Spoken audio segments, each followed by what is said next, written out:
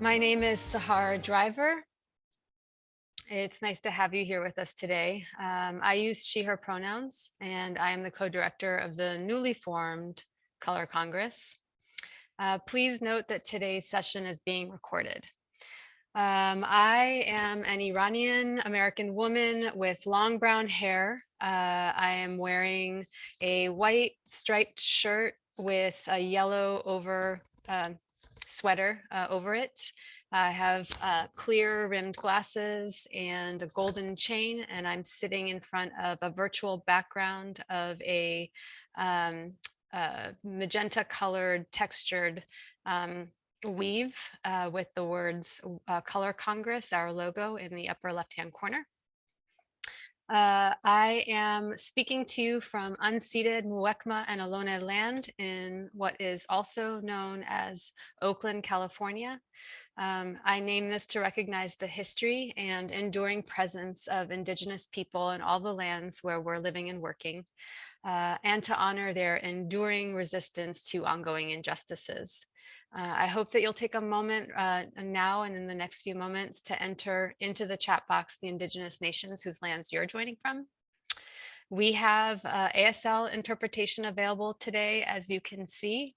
Thank you to Andrea Lust, who is providing this service.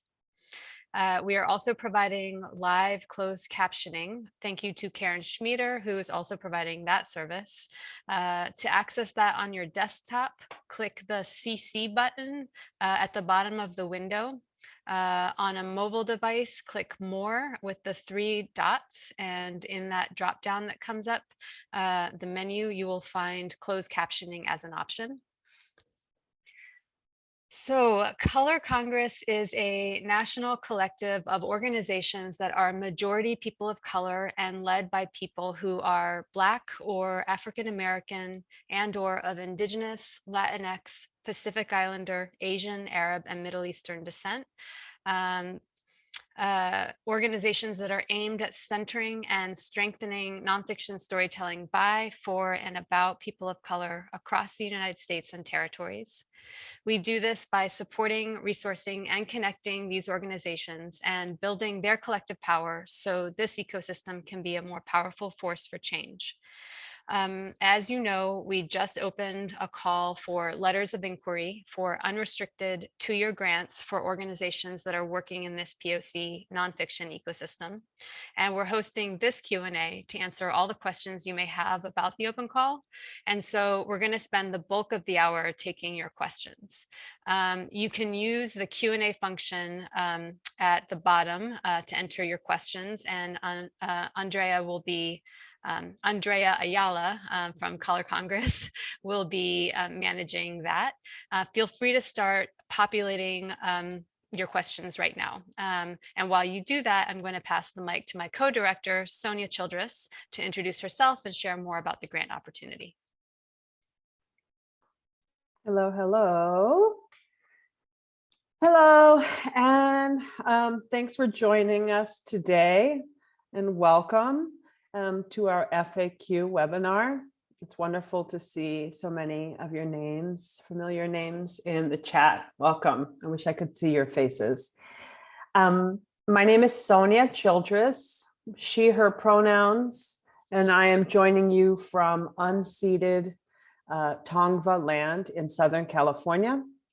I'm a Black woman with long locks, tortoiseshell glasses, a brown sweater, and I'm seated against a magenta Dutch wax fabric background.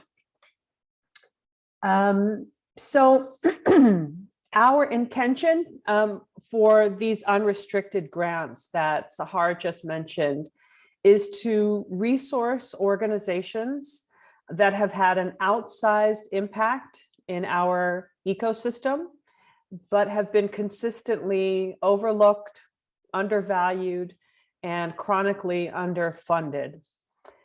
So I'm going to just walk you all through the basics of our criteria, what we're looking for, the kinds of organizations we hope to be able to support with this round of funding, And we are going to then open up the floor to answer any questions. So the basics are that to apply, you must be an organized collection of people. In other words, we don't fund individuals. We don't fund film productions. We don't fund impact campaigns. And you have to be some kind of group or an entity of people. And we are looking to fund groups who are working together to support filmmakers, audiences, or leaders of color in nonfiction. In other words, organizations or entities that are programming to build this documentary ecosystem. Again, to clarify how we define people of color, we define people of color as people who are Black or African American and or of Indigenous, Latinx, Pacific Islander, Asian, Arab, and Middle Eastern descent. We recognize that we all hold intersectional identities besides our race and ethnicity, and that these other identities profoundly shape our experiences as people of color, and obstacles that shape our experiences and privileges that shape our experiences. And our intention as we build this community of organizations is to remain attentive to the differences across our identities and geographies, abilities, languages, and nationalities. But this specific funding intervention really looks at race and ethnicity as a defining identity marker that we are looking to provide some support around. Our intention is to support organizations with a majority people of color leadership team. And that means for 501c3 organizations, we also are looking for a majority people of color on the board for this funding opportunity. And when we say majority POC leadership, we're talking about the senior most leadership position in your organization. If you have a hierarchical organization, should be held by a person of color for eligibility for the fund. We also really care about commitments to diversity and equity in all of your organizations. And we're open to learning why you define your organization as POC led with a commitment to diversity and equity if you don't meet that criteria I just mentioned. Important to note, we fund groups that are based in the US and territories, and those territories include Guam, the US Virgin Islands, American Samoa, and Puerto Rico. We are particularly interested in groups that are based in regions outside of major media centers of New York and Los Angeles, areas that are chronically underfunded. We fund groups with a commitment to documentary and nonfiction. We understand that documentary is an ever-evolving form and field, and we want to absolutely lean into the directions where it is headed. But we are putting a specific funding focus on nonfiction because we know this is a form that has been built largely in our country on the stories of people of color, but oftentimes does not serve communities of color or center storytellers of color. So that doesn't mean that your entity must only work with documentary film, but there needs to be a demonstrable connection to the form. Second, next, these are unrestricted grants, meaning you can use these if you are awarded the grant, you can use it in any way you see fit to support your organization or your entity's work. We will not be looking over your shoulder or asking for a demonstration of what you did with those resources. We will not ask you to scale up. We will not ask you to go wide. You can certainly use that to simply stay solvent. And then lastly, we are building this intervention, this funding intervention in the spirit of trust-based philanthropy, which is an approach to philanthropy that acknowledges and attempts to mitigate the unequal power dynamic between grant maker and grant seeker. So that's why we have a letter of intent rather than a full application up front. We don't want to force you to do the work of applying if it doesn't make sense for you to do so. So we ask you to look at the eligibility quiz first. We tried to make this process as transparent and streamlined as possible. And our application, if you have all of the eligibility and get to that stage, the application is only 3 questions, and we'll accept any budget or any budget narrative format you already have. So we're not asking you to recreate something. So that was a lot of information, and I know that there are many questions. We're going to start to go through them one by one. You can throw them in the Q&A box, and we'll read each one aloud, and either Sahar and I will respond.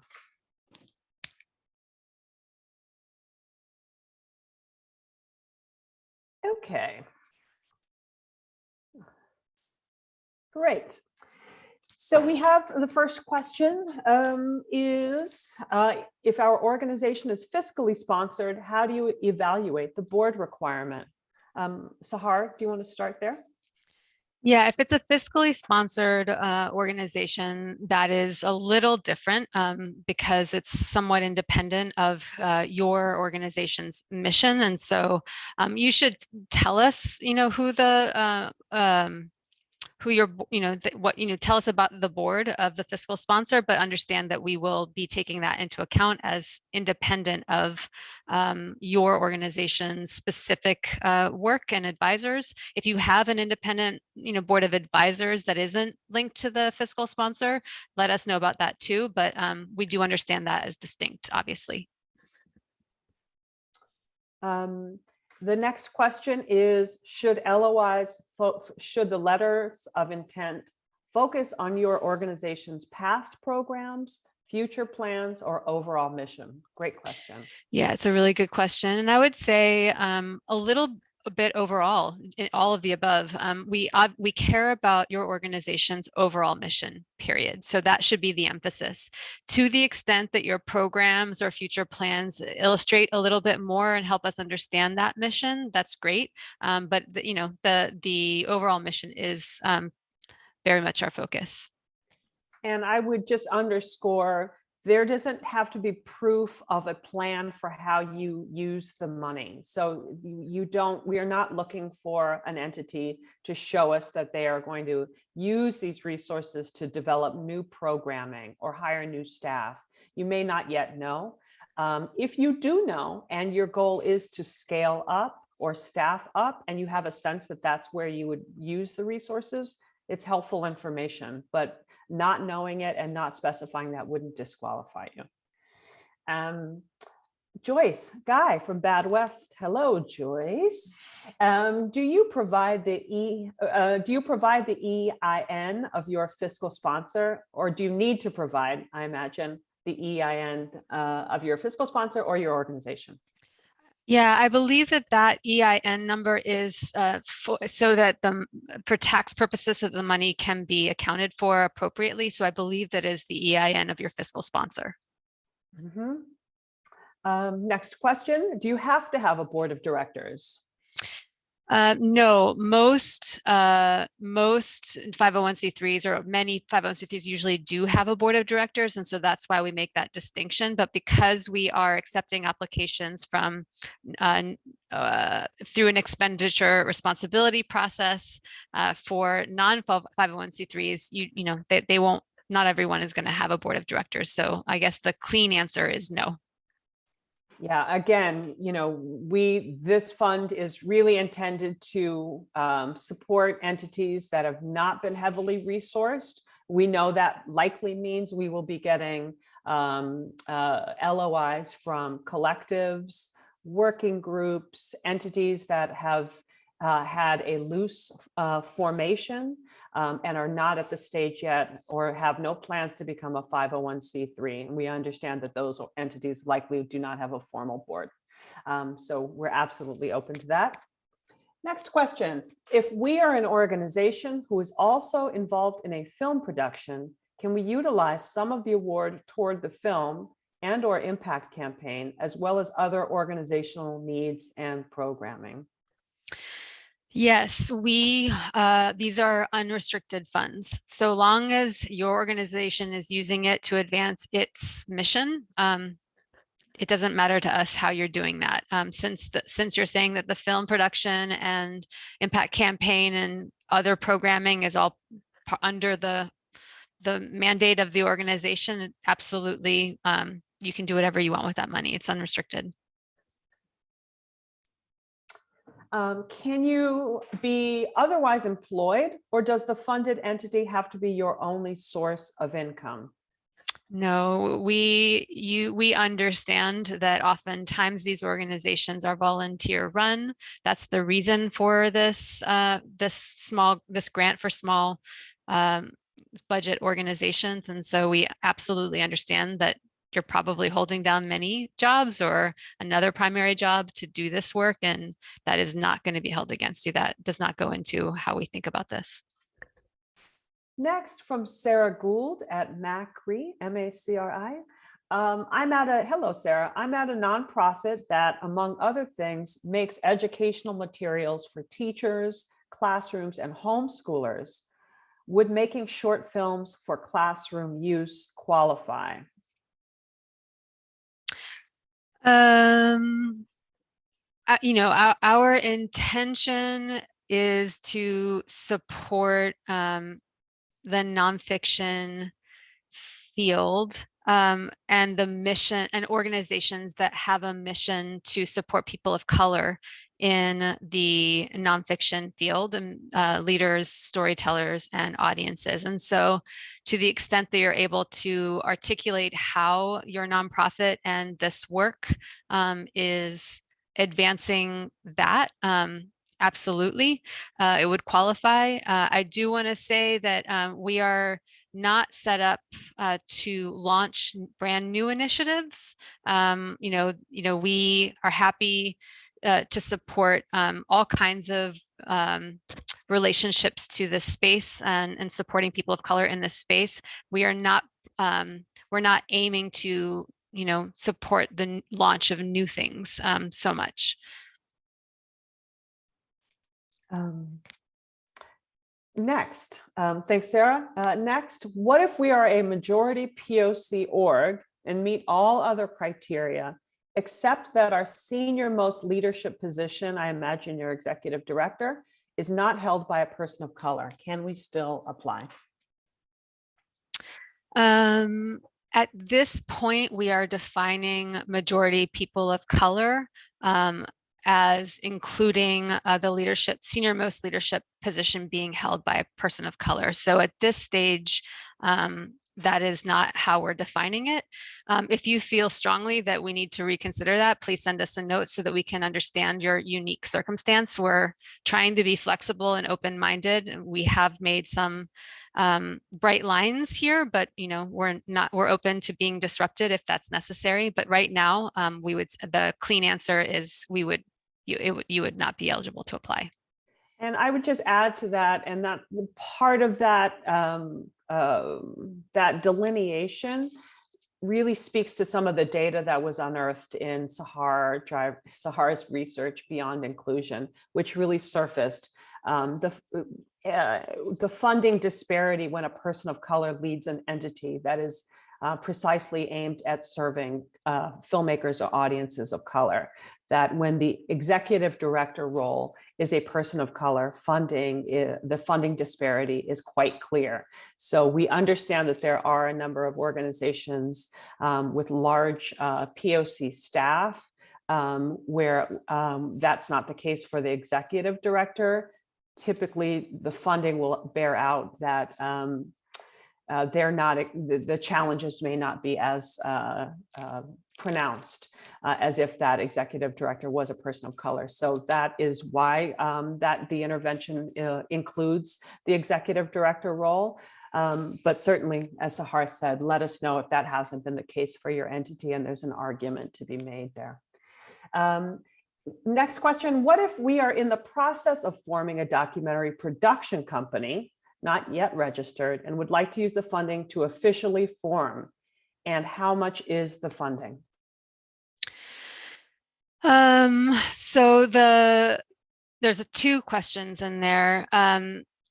So if the work that you have been, that an organization that would apply, you all have been doing work until now and just need funding to kind of move to the next level of your work, that's fine, absolutely. That said, our intention is to fund organizations that have programming that builds and supports storytellers of color, leaders of color, and audiences of color in nonfiction, and production companies that tend to focus on making films or supporting impact campaigns are not eligible for this fund, unless you can, unless there's mentorship programs or other ways that that your production company is really elevating and supporting filmmakers of color in the field. Yeah. Mm-hmm. And, just on that point, we recognize that, many filmmakers and collectives of filmmakers have advanced, obviously, incredibly important productions through their production companies. These are important entities that drive our field. But the specific intervention is around organizations that are doing programming work in it, not simply producing films, but doing programming work in the ecosystem. So that is, and we know some production companies both produce work and do programming. And that's the fine line that we're looking to see visibilized, if that's the work that you do. If your work is just a production company, then this would not be the fund to support that work, as important as it is. Thank you, Pia, for that question. This is Vaishali. Hey, Vaishali. Will a collective that works with South Asian American film and TV artists, both fiction and nonfiction, qualify? We've been around for 5 years with volunteer-led programming, but this year we are trying to raise funds. There's nothing in what you've said, Vaishali, that suggests to me that you shouldn't apply. Yeah. Oh, sorry, that was Purana. Sorry. Thank you. And this is Emily after Maisel at Maisels. Hello, Emily. Hi there. We are a BIPOC-led, majority accountable organization that historically has had a largely white board. We are in the process of recruiting a new board members to better represent our community. I'm wondering how you might factor in this discrepancy, if this is something we should acknowledge in our LOI. Thanks for sharing. Yeah, thank you. And yes, please do. Our intention is we understand how complicated and nuanced our trajectories are in this space. And so please let us know, like, this is exactly the kind of situation, like if you are really doing the work as an organization to kind of get there and have been, we want to hear it. So please do apply and let us know why you think you should be considered. Next question, and just so you all know, Pacific Coast time, it's coming in at 11:30. We're going to go until 11:45 or to answer questions, so keep them coming. And we hope to get to all of them before we close.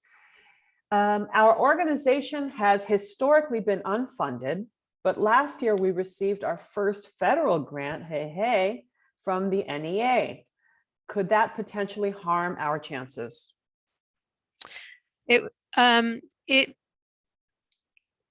So yeah, I mean, the short answer is that is considered national funding. And so relative to other organizations that are operating that have not, that are kind of under, they're not visibilized, they're not visible to national funders. It would mean that we would prioritize the smaller organizations that have not yet received that funding. That said, you know, if you feel like you want to apply, we would consider it. Absolutely. We know how complicated this can be, but we want you to know that as we look at these applications, we don't want to burden you with applying for something that you might not be competitive for. So we're being very transparent about our desire to support the organizations that with the smallest budgets that have not been historically noticed or funded by national funders. So that, you know, that's why we have that line. But if you want to apply anyway, we welcome it. And again, we, you know, going back to the Beyond Inclusion report, we know that when national funding does come in from one source, that entity now comes onto a radar for other national funders. Yeah. So this intervention is really trying to bring more entities into that circle of POC-led and serving documentary organizations, the vast circle that have never received any, like yours previously, which hadn't received that first national money in. So we are trying to widen that net by prioritizing or really keeping an eye out to entities that have not yet received any national funding. Because the more that once one starts, more will come. Yeah. I know that there was a question that we missed around possible size. How much is the funding? How much is the pot, perhaps? And then maybe the possible size of grants. Yeah. So the pot that we have is 1.35 million. That's $675,000 a year. We anticipate the grants will be somewhere between $90,000 and $135,000 across 2 years, so split across those 2 years. And we imagine that would go to about 10 to 15 organizations, but the distribution might change depending on the applications that come in, the size of the budgets that they have, and all of that. So we're not necessarily guaranteeing that we'll be supporting 10 to 15 organizations, but that is what we have been imagining up until now. Next question is, what would you like to see in the budget narrative? Is there something you recommend highlighting? Yeah, it doesn't need to be extensive. It can be really simple, but oftentimes, and we did provide a template that you can download or a sample that you can download that is a, you know, example of the kind of questions and the kind of comments that you could include. But it's really oftentimes reading a budget. It's not always super clear what the organization's priorities are or what certain line items are for. And so it's just a way to help us, to orient us to what that narrative, that budget is, and allow us to understand, you know, how the funds are being used are being used. What would next question is from Carla. Hi, Carla. What would the range of grants be? I think we just answered this. Yeah, obviously, this is dependent on the needs of the organization, but is there a range you are considering? I think we just covered that. Yeah. Cool. And next, if we are fiscally sponsored, will our fiscal sponsors' organizational budget be taken into account, or our individual organization's budget only? Only the individual organization's budget. You know, that's independent of the fiscal sponsor. This message is from Desi Rainbow Parents and Allies. Hello, Desi Rainbow Parents and Allies. We are a nonprofit organization dedicated to support education and advocacy for Desi, South Asian, LGBTQ+ folks and their parents and families. Our focus is to promote family and community acceptance of gender identity and sexual orientation. We are making short films to tell the stories of our families to change hearts and minds. Are we eligible? Yeah, I think you are. Absolutely. Big hug to you for that work. Thanks for asking. And keep the questions coming. Yeah. When we do our budgets, do you want those in-kind costs or services to be included? For example, the leadership salaries. I mean, you don't need to specifically line by line indicate them all. But you would have a personnel line that so you could wrap them all in if that is your preference. We'll use whatever budget that you already have. I hope that I'm answering the focus of your question.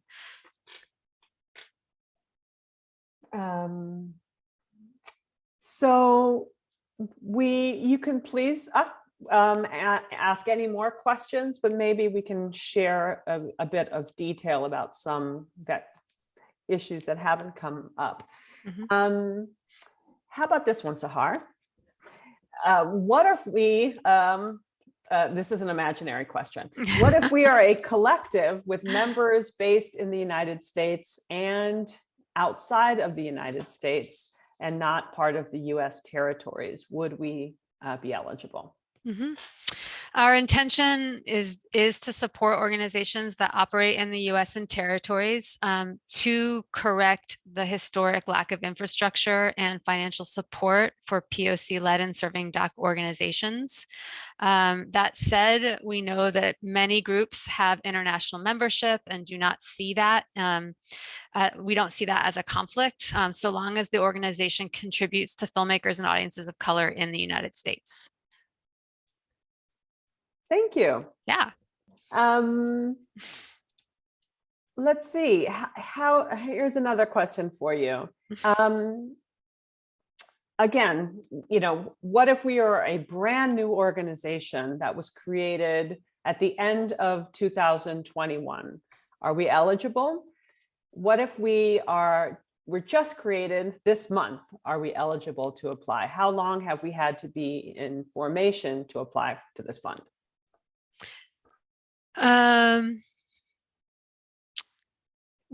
We don't have a strict cutoff. Thanks for the hard question, Sonia. We don't have a strict cutoff at all.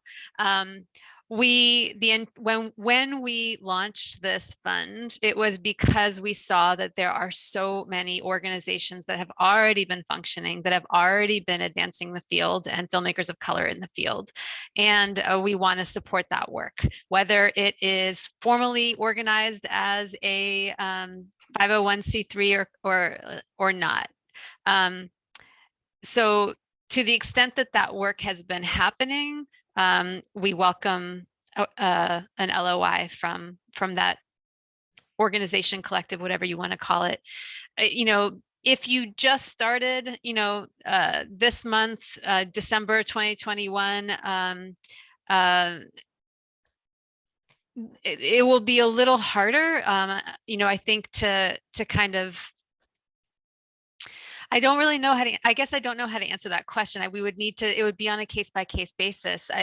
We're not set up to launch new organizations. That's not really what we had in mind when we started this fund. But like I said, if there has been work happening, you've been mentoring if there's a collection of people that have each been mentoring a number of people, and now you want to call yourself something and apply, that feels different to me, because that is work that has been happening that is just getting formalized in a certain way. If you just decided that you want to start a new initiative and haven't really done much work yet or any work yet, that maybe you want to wait till a future round to kind of yeah, so that's really what how I would respond. How would you respond to your own question, Sonia? I would say that's it is slightly fuzzy, and I don't think we want to have a hard and fast rule here, but I think the delineation is if your entity or your group is looking at this resource as a way to formalize work that has been in effect, then it is a good resource for you. If you are looking at this fund as an opportunity to create new work and launch new work, then this is not the fund for that. This is initially, the vision is that this is a corrective of historic disinvestment. It is not a spark and seed fund for new work, which we absolutely think is important. And actually this summer, we will be having a fund for Congress member organizations, POC-led and serving member organizations who join the Color Congress to access resources for new interventions, new ideas, and for needs around the field. This fund is to support work that has been chronically underfunded. So that's the line. That's how I would answer that. That was a tough one. I'm sorry. Sorry. Okay. This next question from Lisa Madewell. Hello, Lisa. Hello from Georgia. Would health and wellness programs qualify, including cooking programming? I am assuming you mean health and wellness productions. Cooking programming, I assume you're asking about content, but if not, please clarify in the chat or in the Q&A. And I think the answer there is Sahar. Well, we are not set up to support productions like content development. So irrespective of the type of content, that's not what we're set up to support. So if we're misunderstanding your question, please do clarify. And then this is a circle back to a last question about in-kind, specifying the in-kind staff lines. What I meant in terms of in-kind is if your organization is all volunteer, do you want us to show that on the budget in terms of personnel? I see. Thank you for that clarification. And sorry, I misunderstood the question initially. So this is a really good one, I think. If you have no money at all and everything that you're doing is all volunteer, then there is no budget for what you have been spending. And I think it would be useful to map out if you, at minimum, were able to support the work that you do through covering the costs of time, personnel time, any kind of other costs that you pull in, that would be the budget. Like list what it out, like what would you want us to fund? What would you want us to support if you haven't received any money yet? So it's not, so yeah, so I would say just let us, write out what the costs would be so that we have an understanding of what it takes to operate your organization or your collective. Great, thanks. Okay, any other questions out there?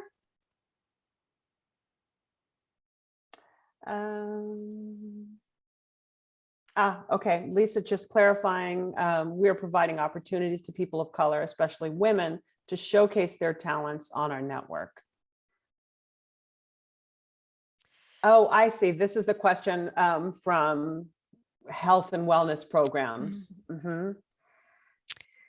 Yeah, yes. Like just remember the intention of this fund is to support people of color in the nonfiction storytelling space. If that feels like you, and if that feels like you have programming that's outside of the production itself, but that is supporting, people of color in general, giving, and you want to say that giving them a platform and showcasing their work is an offering to the field, we're open to hearing that and that argument for why that's important. Absolutely. Great. Next question is, if we have two co-directors, one of whom is not BIPOC and who is phasing out of leadership in the next year, and the rest of our leadership, staff, and advisory board is majority BIPOC, would we qualify or should we outline this in the LOI? No, I think you qualify. Even as is. Even if your co-director was not phasing out. It was not phasing out. Yeah, Thanks for asking that question. We have a few more minutes. How about you know, I notice here that we have both live transcription and we have an ASL interpreter. And we'd love to know, can we expect this at all public programming of the Color Congress in the future? And would we provide other translation in other languages like Spanish, for example? We will conduct Congress meetings and events in English, and we'll aim to provide Spanish translation for certain key materials. Absolutely, not all materials, but certain key materials to, you know, as needed for sure. ASL translation and live transcription will be part of most public events. Absolutely. We're coming to the close, and I want to make sure, Denise, I see you in the chat, and I'm not clear if your question, if you had a question or if it was answered, if you just want to drop in just to, or if you want to pop a question in the chat. Okay, cool. Hi, Denise. Okay, next question. Could you please clarify how do documentaries not fit into the nonfiction programming space? Oh, okay, I see. It's not, documentaries are squarely in the nonfiction space. What we were referring to is that this fund is not set up to support production, like production companies, impact campaigns, or specific content. We are set up to support organizations that are building the field of storytellers of color, audiences of color, and leaders of color in this space. And so the distinction that we're making is a line between we're not funding the next film, then, you know, the next TV series that is nonfiction. We are set up to support the organizations that are supporting the filmmakers that would be making the next film. So it's a nuanced line, but we really want to support the organizations that have been making it possible for films to get created in this space. Am I answering that question clearly, Sonya? Yeah, I mean, I think we are